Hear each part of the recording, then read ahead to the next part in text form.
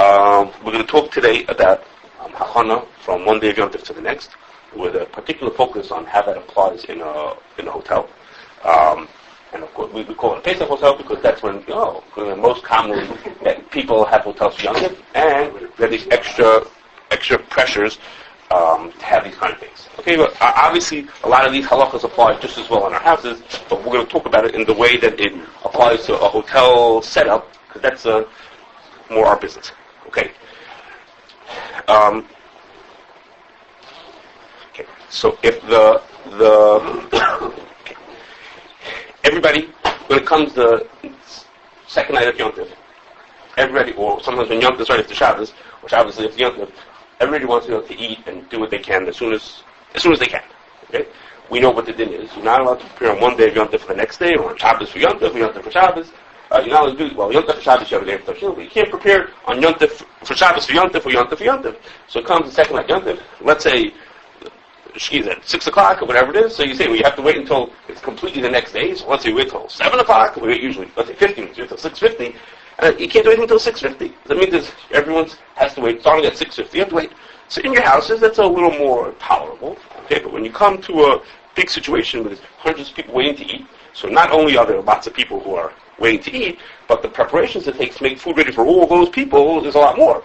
So if in my house it means waiting an extra 15 minutes to eat, that's more tolerable. And when also hundreds of people need to eat, those people need to wait much longer to prepare all their food. So then the pressure is more serious. Okay, so we're going to talk about 4 different possibilities of ways or ideas or thoughts of dinim that might allow us to do hachana or under certain circumstances that we can. Okay, and the first one is, so to speak, the most simplest is just to wait. Okay, when the time comes, it's now the next day of Yom Tov. Let's say you're waiting for the second day of Yom Tov. When the second day comes, so you'll start your preparations when the second day comes. That's, so to speak, the simplest thing. Now, in a regular, typical event, in a CRC event on Shabbos, on Motzei Shabbos, we have a rule. And the rule is, you can't do anything until 15 minutes after Shabbos. And the reason for that is we don't want any preparations going on. However, we do allow people, if they want to do non-food preparations, they want to set tables up, we let them do it whenever they want to. Anytime you want to do a preparation. Now, but there's a reason for that. The reason is, there's an event going on in a hotel. The hotels, it's completely their choice when they should set up the tables. They can set up on Tuesday afternoon if they wanted to. We don't care when they set up the tables. Their choice to set it up on Shabbos. This is a Daita Denashe. We're going to talk about that a little bit more later. Assuming they're all good.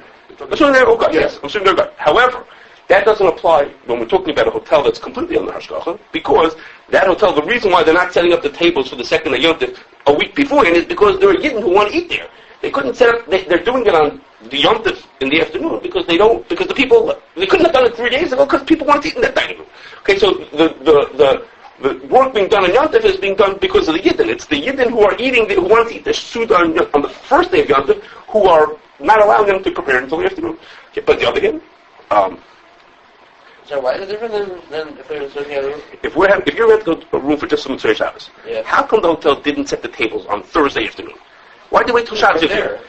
What? People weren't there. No, because they could set tables on Thursday. What's they set the tables and put it in the silver. So the same thing about the other. No, wait. The reason why they didn't do it on Thursday because it was their choice. They chose that they'd rather do it on Shabbos afternoon instead of Thursday afternoon. So it's their choice to do it. If we're in a hotel where there are Yidden eating there on Shabbos afternoon, the reason why they didn't set the tables for Motzei Shabbos on Thursday is because there are Yidden who want to eat there on Shabbos. So it's Yidden who are telling them, don't set the tables yet. Don't set the tables till after we leave. So then they're setting it on Shabbos afternoon to get the Yidden, to help the Yidden for Motzei Shabbos. On the other hand, there's this tremendous pressure. Rabbi Schwartz is very cognizant, or very sensitive to the fact that there are hundreds of people waiting to eat, and we can't just say to them, too bad everybody, the Suda on the second day of Yom Tov is not going to be until 11 o'clock at night. So that very much bothered him at the same time. So Rabbi Schwartz said that what they should do is, usually we tell people to wait for 50 minutes, we don't consider the day to be over until 50 minutes after Shkia. Told them to follow a special shita, a shita of someone called the B'nai Tzion. It was a sefer, I can't tell you when I know when it was written, because the sefer says it was written the sefer says it was printed in Tav Shin Tez Zayin. Okay, that's when it says it was printed. But the date of the tshuva is in Tav Shin Yud Zayin. Okay, so I don't know how they pulled that off, how he wrote the tshuva afterwards. I think, so it's somewhere around that time. Anyhow, someplace in the 50s it was written. Okay, and anybody who's interested in seeing the tshuva, it's approximately 60 pages long. Okay, so if anybody has the patience to go through it. But he his name is David Spira. He lived there. So one of the halakim was written when he lived in America. He was temporarily in America. It was printed there. And he wrote, you can imagine he has what to say. He's 60 pages long with charts and times and all kinds of things. And he wants to say, in short, he says the thing is like, for those of you who are familiar with these issues, the halakha is like the Gra, that the 3/4 of a mil of Ben Ishmael starts right at the Shkia. It goes by the on the day of the equinox. It changes by the times. So he says he's being machmir. He said really the sheet is much less. I'm being machmir to say you have to wait for 6 degrees. Okay, when the sun gets a certain amount below the horizon, 6 degrees, which Paul considers for where we live, it's about a half an hour after Shkia. Okay, for where we live, for Pesach time of the year, it's about a half an hour after Shkia. Not exactly, but roughly, we make the cheshbon for the places. So Rishon said we could be served on that sheet to allow going to Hachana for the second. So that means everything, or just for the Hachana, completely do whatever they want to. Come that time. So everything they want to. Once it comes that time. When it comes to cooking, the Jew has to turn on the fire.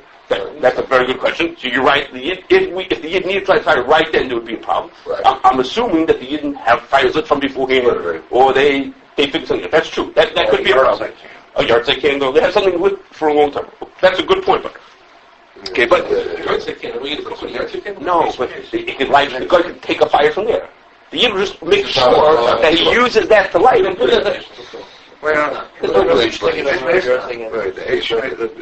the Yid's on. You're talking about Yontel, he's from Yontel as Noah.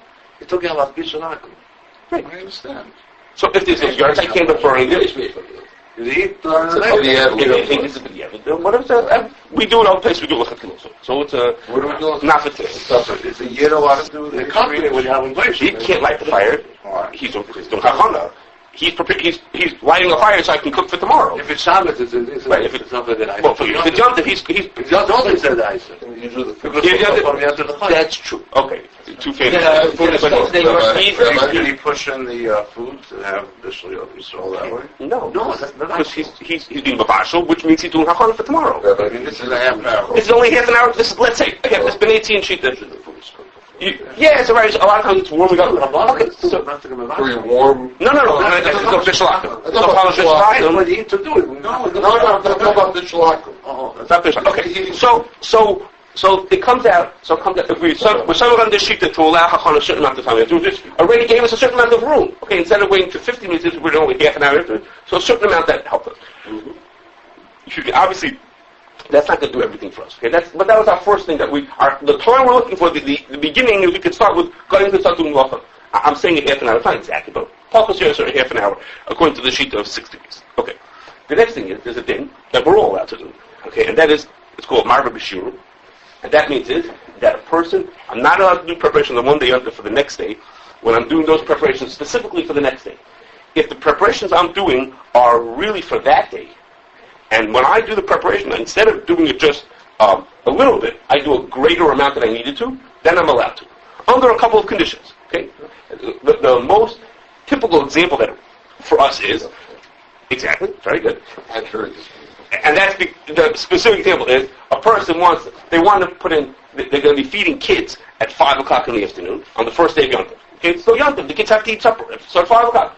So before Yom Tov, they prepared food that was ready for the kids.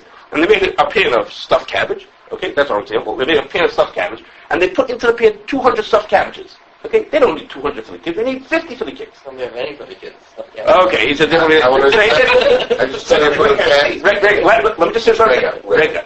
So you're allowed to put the whole pan into the oven, even though the other 150 you have in mind that they're going to be there for eating that night. You really want them for at night. But since it only takes, it's the same act to put a pan in with 50 as with 200, you're allowed to. If you wanted to put in 2 pans, that you wouldn't be allowed to. Okay, if you had, each pan only had 100 pieces, and you wanted to put in one pan and then another pan, that you couldn't do, because then you're doing, the second pan you're doing specifically for the night. Okay, Why couldn't 20 from one pan, 25 from the other pan be for the kids? Say it again? Why couldn't 20 from one pan and 25 from the other pan be for the kids? So the answer is, you can't trick Hashem. You know, you can't tell. Let me do it twice per minute, twice per minute. No, it's not. No, it's not. I have to heat up the food. I have to heat up the There's a food. reason. I have to heat up the food for the kids. I have to heat the kids anyhow. What I'm doing is something that I'm allowed to do in Yom Tov. I'm allowed to heat up this pan. I'm not heating a second heater. Rabbi Yassan says, "But I put up a pot of soup. Because the whole pot is already filled.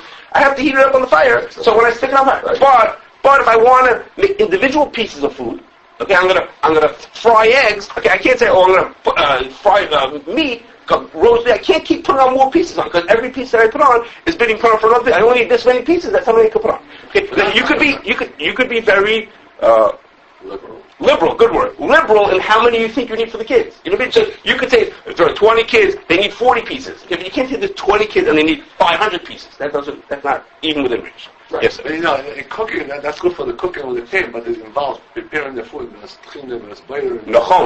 So this is really this mostly works. If they think through their menu, they say to get us started in the meal, we need these foods, and they think, okay, so for the kids, we'll serve those same foods, we'll package them up right before Yom Tov. And there's in bigger hands. It's all packed up. We pack, but they think it's through, and they say we're going to pack it up in a bigger container, so this way we can put the whole thing in rather than a bunch of small containers. Okay, and the last little they're not allowed to see it doing it for the kids. Are you putting containers in? They're not allowed to say, Bob, get the really big one because that's the one we need for tonight. Okay, they're not allowed to speak out that they're doing it specifically for the second night. Okay, they have to do it without making it look. You can do it. Yeah, you can do it. But they can't say is Chaim, get the bigger one because that's the one we need for tonight. Okay? Let's say like a pan of individually wrapped things. So if the action of putting the pan in is the same. Isn't that it helps? Like the Marbeh. That's not the only reason. That's something that's a reason to be Marbeh, but that's not the only. It's not only if that's true. The one Misa. Yeah, it's because you're doing the same thing. It doesn't take any more to do 20 than it does to do that. 10. Answers his question. That right. If it's something that is more juice and makes everything tastier, you're betting helping the kids' meal by putting in another. More adults like for kids let's say than that. kids. Right, he's saying if it's If not. not, like, If you want to do it, So that then it's more 30. Yes, okay. Okay. by the kids. By the kids, That's yes. impossible. That's okay. Okay. Impossible. Next. Okay, we were blaming on the kids, yes. There are adults also. Okay. Next. Okay, the third thing is, the din is, that's why they says what's called stuffed cabbage. Okay, because then the adults won't eat it. Okay, so then the din is, we switch gears a little bit. We're on to our third one. The din is on, I hope no one's offended, on Shmini Atzeres. On Shmini Atzeres, you have to sit in the sukkah. Yeah. Okay? Yes, I hope no one's offended. Okay, on Shmini Atzeres, you have to sit in the sukkah. Okay? But on Simchas Torah, you don't sit in the sukkah. Okay? So, we have 2 days of Yom Tov. On one day you sit in the sukkah, and on one day you don't. So, it comes the end of the day of Shmini Atzeres. You want to bring all your stuff from the sukkah, you want to bring it into the house. While it's still light outside, they didn't have electric lights, so they had everything, it's still light outside. You want to bring your stuff in from the sukkah into the house, partially because it's going to be dark later, partially just because for the saving of time, comes Simchas Torah by night, you want to be able to eat right away. So you want to bring the stuff in. So the Ramah says you're not allowed to bring the stuff in and set it up in the house. That's what the Ramah says. You're not allowed to do that because you do Hachana from one day to the next day, so you're not allowed to bring the stuff from there and bring it in there. The Magen Avraham says, the Ramah said a case that you bring it into the house and you set the tables up completely. So he says, but that's only if you do it all the way. If you did, like the Ramah describes it, you brought it all the way in and set it up completely. What would be if you would just bring it inside? You didn't set it up. You just brought it inside and you put all the tables down on the floor. You just laid them down. So the Magen Avraham says you'd be allowed to do that. Cheers. Okay? And he says because Hachana only means when a person does Hachana, he does the complete Hachana. But if you did only a partial Hachana, that's not within the Isser. The Isser is only to do a complete Hachana. So the Chayyim brings this down. And the Chayyim says he has other rights. So he says, this is Gemara says beferish, that if a person wants to have Erev Techumen, they want to be able to walk in one direction out of the Tchum. So what they do is, if you want to have an Erev Techumen, you have to put food in a certain spot, and that helps extend your Tchum in one direction. So the person, there's 2 days of Yom Tov, and he wants to have, on the first day of Yom Tov, he wants to be able to walk further in this direction, and on the second day of Yom Tov, he wants to walk in a different direction. So the din is, before the first night comes, he puts food in one place, and before the second night comes, he puts food in the second place. Okay, so he has to put that food on Yom Tov. He can't put that food before Yom Tov. He's got to put the food on Yom Tov. And the Gemara says he's allowed to go on the first day of Yom Tov to the place that's good for the second night and put it down in a certain spot so that he could be able to walk on the second day a little further. So the Chayim says, what's going on? He's doing Hachana. He's preparing. By putting the food down over here, he's making it that he can now walk in that direction on the second day of Yom Tov. So he's preparing on the first day for the second day. So if you're not allowed to do Hachana, why are you allowed to go put the food out there, put out by the Tchum to be able to walk further? So the Chayim thinks that's a raya to what the Magen Avraham says. It's a raya that since you're not completing the Hachana, this is only a first step. I'm putting food down so that tomorrow I could even walk further. Putting the food down is not the end of the Hachana. The end would be going to that place. Okay, this is only the first step of the thing. So the Chayim thinks be'etzem it should be mutter. The Chayim puts down 3 conditions onto doing this. Okay, 3 very restrictive conditions. Okay, first of all, he says you can only do it if it's impossible, or it's a real chak to have to wait for this to do it after the nightfall.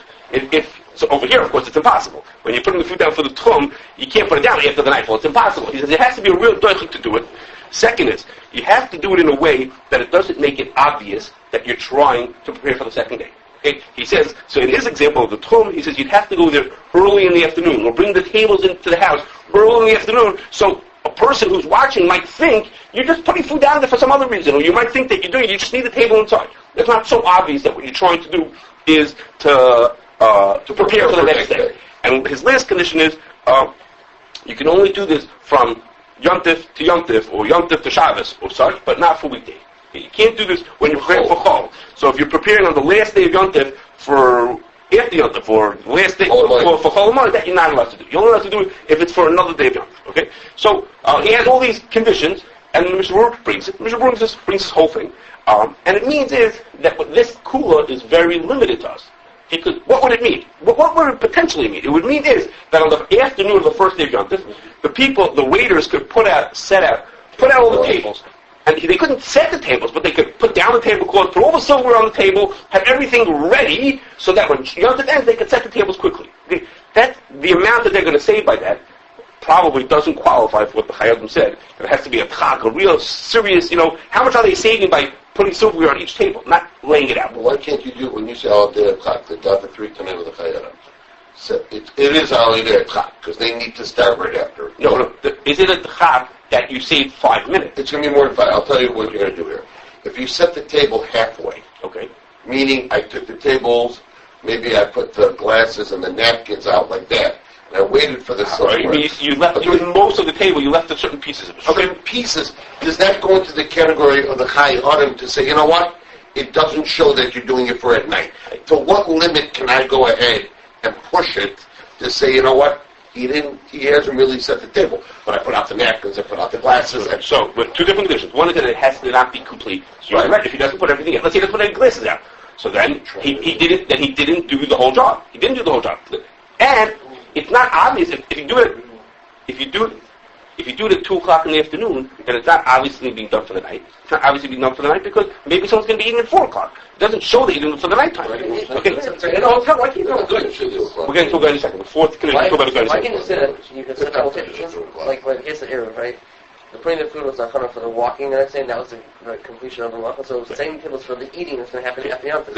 It's a good question because the only reason why I think that it's not correct, I might have thought like that. What was the case that the Magen Avraham was talking about? Ramah says, don't bring the tables into the house and set them up. Okay, well, why do we say that case? Well, what are you setting up tables for? You're setting up tables because you can eat with them also. Right? This is the case. He's saying in this case, the Ramah only said, don't bring them and set them. But if you would have just brought them in, that would have been good enough. Somehow, getting the tables completely set, that's considered like sort of the end.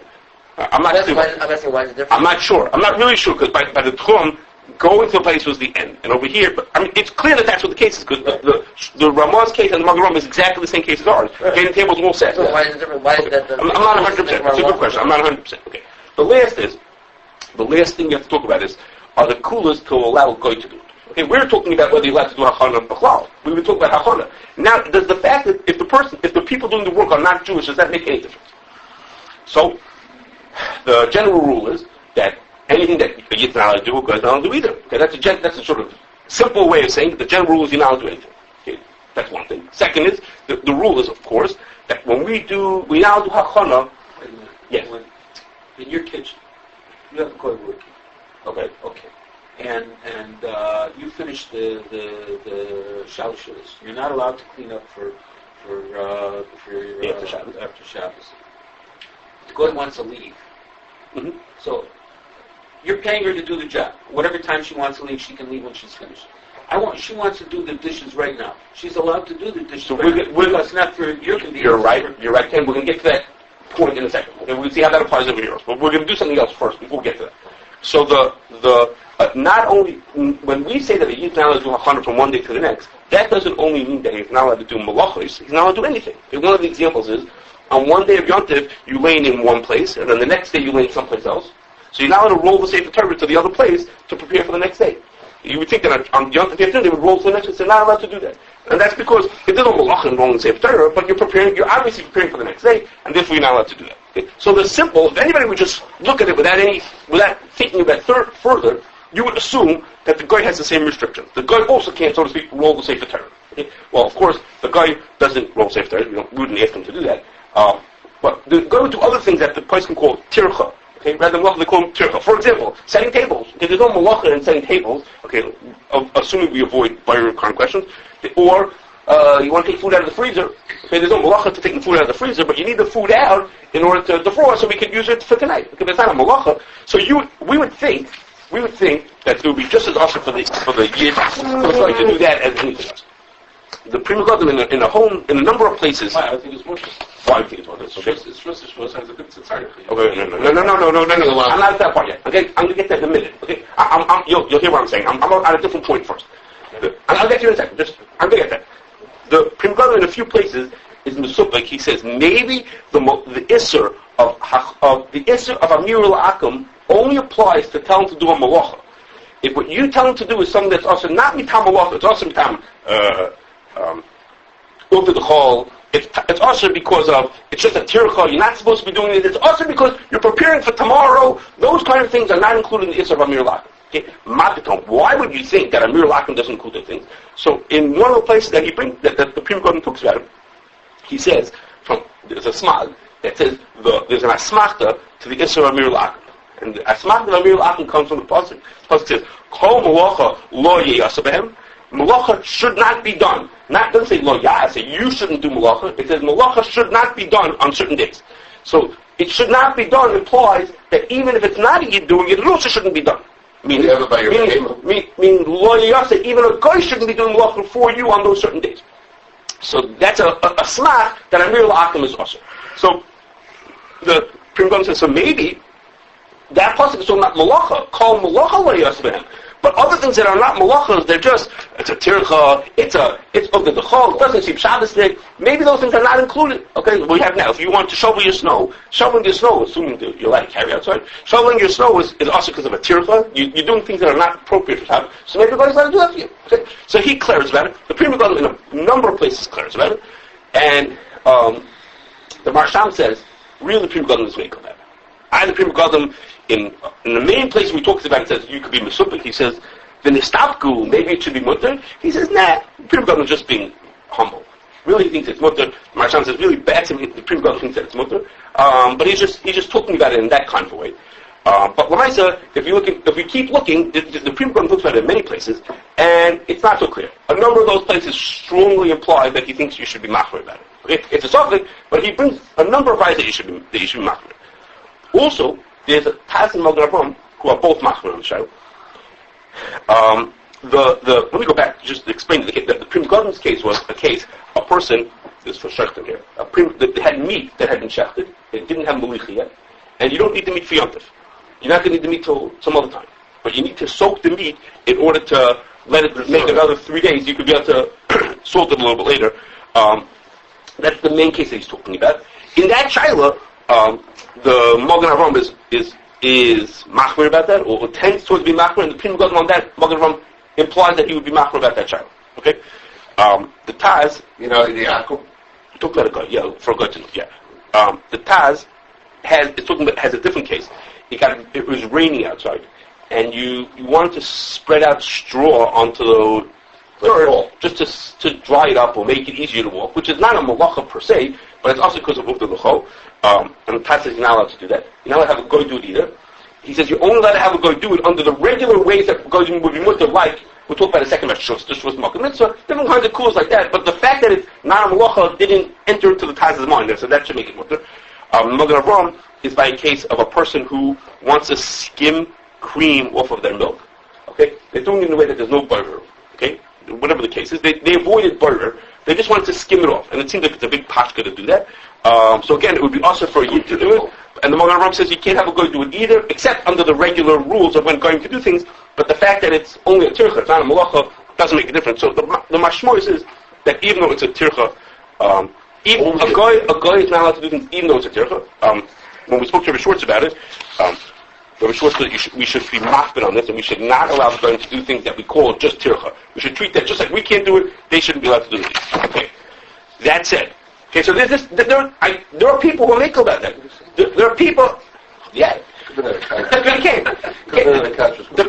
are people who are making about that, who say that goyim could do tircha, who could do tircha. But that's a lot of the mashmois is not like that, and that's what Rabbi Schwartz told at least some of the people in this room that they should be machmir about it. Okay. Now there are other kulas. And the first one is other kulas that are general to goyim doing malacha for a year. And the first one is what Ken mentioned, which is when a goy does something that the nafshe. Okay, which is to say, if in our case before the sun goes down at 6 o'clock, and we said 6:30, 6:50, we can already start doing malacha. And you say to the guy, could you do me a favor and have all the tables set by 10 o'clock tonight? Okay, we have all the tables set by 10 o'clock. So the guy has plenty of time after Yom Tov, or after the first day to get the table set. He has plenty of time from 7 till 10 to get the table set. He wants to go home and watch a basketball game, so if he wants to go home early and he chooses to do it on Shabbos afternoon or Yom Tov afternoon instead of at night, that's a daita d'nafshe. It was his choice that he wanted to do it at that time. That would be mutter. What happens if he say to him, could you have all the tables set, we're eating at 7 o'clock? Okay, so then that's ridiculous. You're not giving him time to actually set it up. So you're telling him you have to do it in the afternoon. So you can't say you're doing it at daita d'nafshe. He's doing it because you told him you have to be ready at 7. It's not possible for him to set the table in that little time. So then you're that's not considered daita d'nafshe. Now, one of the rules within this kula of daita d'nafshe is that if a guy doesn't get daita d'nafshe, let's say an example in our case, what we said before, shoveling your snow. It doesn't walk daita d'nafshe. You get to make up with a person, you have to shovel the snow. You do whatever you want to. You want to do it on Shabbos, after Shabbos, or Yom Tov, after, do whatever you want to. It's your choice when you do it. But that kula of a daita d'nafshe only works if it's not in Beis Yisrael. Only if it's not in the Jew's house. If he's doing it in the Jew's house or on the Jew's property, then a daita d'nafshe is not mutter, because people who are passing by will see the guy doing the malacha. They'll think that you hired him today to do it. They won't realize that you have a contract with him that he does it whenever he wants to. They'll think you specifically told him to do it. So, if the guys are vacuuming the hallways, because they're outside vacuuming the hallways, so the truth is they vacuum the hallways whenever they choose to. You know, once a day or once every 2 days they vacuum the hallways. And it really is a fact that they're choosing when to do it. But the appearance might be that you told them to do it now. You told them to go shovel your snow now. So that would not be mutter in Beis Yisrael. But in that context, so the question was whether a hotel should qualify for that. If they're setting up tables and these kind of things. And Rabbi Schwartz said, listen, if the doors are closed, you know, the ballroom doors are closed, or they're working in the kitchen, that's not Beis Yisrael where people will see it, and that doesn't count, and that's okay. They just can't do things in a public way, and they're in a room where everybody's around. We're getting our milling in and out, that they can't do. Okay, and last is the din of Amir al-Akim is only Asim D'Rabbanan. What you're asking the person to do is only itself a D'Rabbanan, then we say Shus to Shus is mutter. In certain cases, you could ask a guy to do a Malacha D'Rabbanan in certain cases. And the Tzarech Mitzvah, and the Hesed Group, all kinds of certain cases that are mutter. So, for example, in the case I told you beforehand, they forgot to take the meat out of the freezer, and they need it for that night. So that means is that if they don't take it out until Yom Tov is over, you got hundreds of people waiting to eat for hours now while the meat defrosts, and we get it into the oven. So that under the right circumstances would qualify as Tzarech Mitzvah or Tzarech Harabim or whatever you want will appropriate. The Rabbi Machshir will decide that that's appropriate to let them pull it out to tell the guy to do the malacha drabanan, or to, in this case, just the hachana, because that's only, that's a regular case. Sometimes it's mutter to tell guys to do things. So that might qualify, for that situation, even though it might be sort of technically usher, but in these kind of cases, then there's a cool class.